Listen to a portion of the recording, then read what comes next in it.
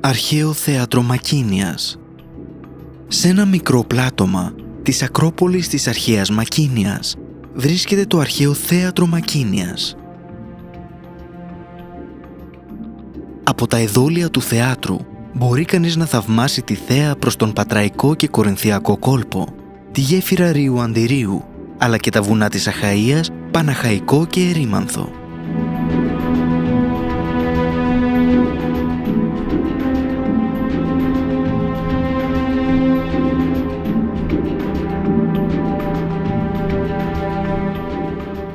Διασώζεται μέχρι και σήμερα το τοξοειδές σκύλο του και 14 σύρες εδωλίων χωρίς διάζωμα και κλίμακες.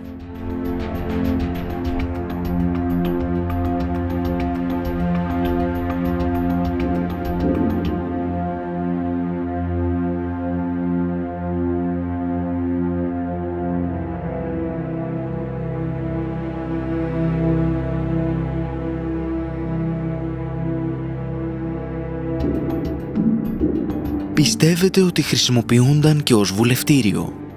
Έχει επίσης αποκαλυφθεί η ορχήστρα και τα στοιχεία της σκηνής. Το υλικό που είχε χρησιμοποιηθεί για την κατασκευή του είναι ψαμιτόλιθος.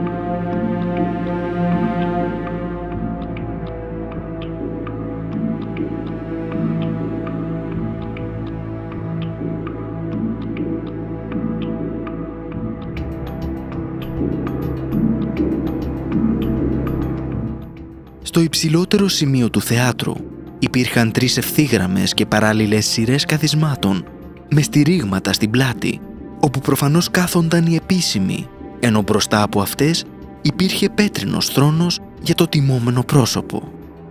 Το θέατρο ήρθε στο φως τη δεκαετία του 80 κατά τη διάρκεια εργασιών καθαρισμού της αρχαίας πόλης από την αρμόδια τότε Εκτή Εφορία Προϊστορικών και Κλασικών Αρχαιοτήτων.